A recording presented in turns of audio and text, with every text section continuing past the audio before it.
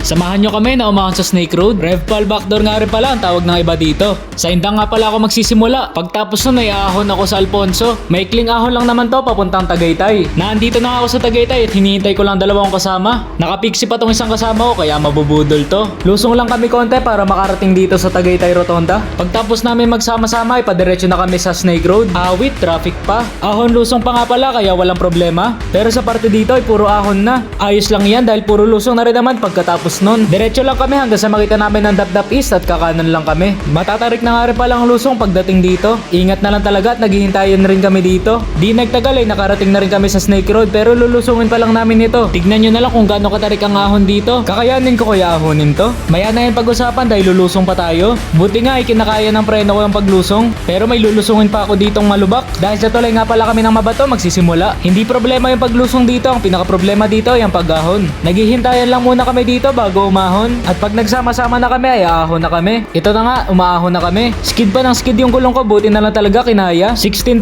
nga pala ang gradient nun. Wala pa ako sa Snake Road pero pagod na ako. Nakikita ko na yung Snake Road na dumudungaw. Inaahon ko na pala. Hirap na nga ako naahonin ito. Fast forward natin para makita nyo kung paano ko ito inaahon. Tumatahi na rin ako sa pag-ahon dito para hindi ako mapagod. Fast forward pa natin at papalapit na ako sa pinakamatarik na banda ng Snake Road. Pakinggan nyo yung paghingal ko dito.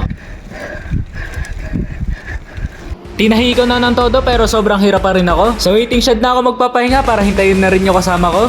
Ito yung isa kong kasama nakapiksi. Ito yung isa at diretso na kami sa pag-ahon. Medyo mahirap pa yung maahonin namin dito at matarik. Kita nyo yan? 20% ang gradient dyan. Tamang taste na lang kami dito dahil kayang-kaya na rin naman. Ito may isa pang ahon. Kinain naman namin ng mga ahon. At tamang taste pa hanggang sa marating namin ng recovery. Dahil pagdating mo sa recovery, madadali na lang ang lahat. Nalagpasan na nga namin ng recovery at madadali na ang mga ahon. Konti na lang ay nasa KOR na kami. Ito na nga Dapdap East at pupuntahan ko muna. Konting ahon pa at nandito na ako. Pagtapos na ay pupunta ako sa KOR ng Revpal. Nandito na nga kami at ang ride na to ay 77 km. Mala Blackwell din ng ahon dito.